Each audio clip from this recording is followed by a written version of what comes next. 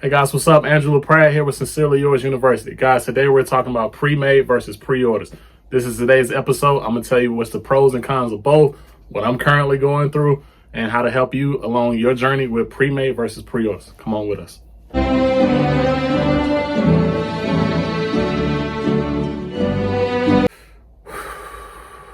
This is going to be a deep episode. Very deep episode. Okay, so pre-orders versus pre-made. Now, I've experienced both. What I'm currently going through is kind of like I'm half and half. Like sometimes I'm doing pre-orders, sometimes I'm doing pre-made.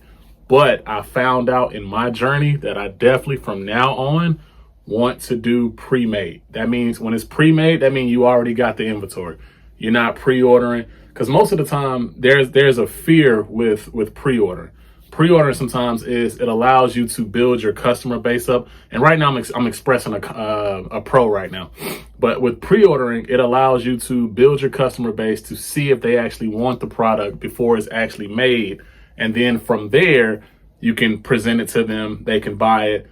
Now you got to wait a little bit. Then once it gets here, then they will have the product. With pre-made, you already came up with this idea regardless of what the sales are. You're saying, hey, I want to make this, and then I want to go ahead and put it out. Now, the reason why I say that it's pros and cons to both is because you don't know how something is going to sell. You don't know if something's proven or not yet. You don't know what the outcome could be. So with the reason why I say that I want to go pre-made is because it lowers down the anxiety you may feel or the stress that you could feel for fulfilling someone's order on time. Because with the level I'm at now, I'm doing manufacturing. So with manufacturing, they are making the items literally from scratch. So it's no longer me ordering a shirt and a garment from a vendor and saying, hey, just put this on there. They have to make it from ground up. And then you also have to account all of the items that I've put on this particular thing. And also too, if they have someone ahead of me or something like that. So that's the reason why I want to do pre-made. Now, it is ways that you can be smart about this. One of the strategies that I'm going to start kind of incorporating is just making sure that, like, if it's something that's not proven yet, I'm going to do the lowest quantity possible that I can do, that my manufacturer allows me to do. I do have a good relationship with my manufacturer. That's important too. That's going to be the next video. We're going to talk about how you could build good relationships with your manufacturers. Find you manufacturers that allow you to, do certain things, because most manufacturers require, a lot of MOQ, which is minimum amount of quantity. And you don't want to go so high when starting out. So I do understand those parts. Now with some more of the cons for pre-ordering, if you're not huge, like meaning like for instance, like let's say a Beyonce say, hey, I want to drop, boom. Everybody's going to wait because it's Beyonce. I wake up to Beyonce. I do. I love Beyonce. She makes me strong. She's my spirit animal. Or if Kanye say, hey, I want to do this, everybody's going to wait because it's Kanye. Now, you being at a certain level, you're going to have some trust, but the longer that is waiting and stuff, eventually you're losing that trust. So that's why I'm getting more to pre-made. And again, with the pre-made, I'm just going to make sure that I do a certain amount of quantity, like if it's not proven. So like this shirt that I'm wearing right here, this is proven. This hat that I'm wearing right here, this is proven. This is the logo of the brand. These are what I call evergreen products of Sincerely Yours. So people are always gonna want that because it's the first, it's the logo. It's like, Air Force Ones or Jordan ones or something like that. So this, I can make 100 of these and I'm okay with it.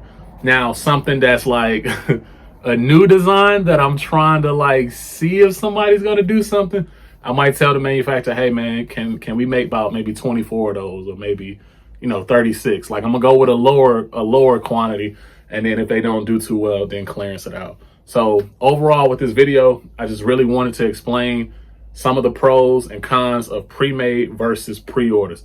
With pre-orders, it does allow you to build your customer base to see if someone is even feeling you. It's almost like a blind date, so to speak. I don't know if that's a good analogy or what, but it's almost like that. Basically allowing people to say, okay, hey, we're gonna pre-order this product. Here's a mock-up. This is what you see. Or even if you got models already wearing it, and then, you know, showing it to people, that could work. But you have to really follow up with pre-orders. And sometimes manufacturers can go sideways. Sometimes vendors can go sideways with pre-orders. So that's why, like, just for me personally, you know, after this particular order that I'm doing right now, I'm no longer doing pre-orders. Like, if I don't got it, I just don't got it. Again, if I don't feel as confident in a certain design that I put out that's new for the brand, I'm gonna do the less amount of quantity that I can do, the least amount of quantity that I can do. So that's my take on pre-orders versus pre-made. Making sure, I'm not saying that neither one is wrong, but just go about it smart with your brand. Whatever your brand trajectory and level is at currently, I would do that. I would go about it smart. If it's pre-made, you know, don't stress yourself out and go get a million or thousands or something like that. Just be like, okay, cool. Let me see if this product is proven. Let me see, okay, when I put this on the site, how often does it sell out? Or, you know, what's the request? What's the demand on it? You know, that's how you know you got something. Because a lot of the times, and this is going to be a future video as well, a lot of the times we run away from what's in demand. Whenever you see somebody buying something, if you sold 100 items of one particular design, that's a ding ding, like, hey, you need to keep that. So what I'm going to say with the pre-made, just make sure it's proven, figure out how to get it proven to your audience and go from there. With the pre-orders, yes, it is a good method. It allows you to build your customer base for them to see what you got, but you have to be with them every step of the way. And I'm just going to be honest with you. You're going to have some upset people. You're going to have some customer stuff because they don't understand the process of, it's not their job to understand the process. It's your job to be the leader and be like, hey, this and this is going like this, but you can't never dictate that because, again, somebody is making the product from scratch. So that's why I wouldn't really recommend pre-order. And like I said, for me, as far as Cecilia Yours, speaking for Cecilia Yours, after this particular pre-order, I'm just going straight to pre-made, and you know, I'd rather just roll the dice. But that's my time for today, guys. If this video provided you any value, please like, share, subscribe with a friend. Thank you for choosing Cecilia Yours University. Angela Pratt. To the next episode, y'all.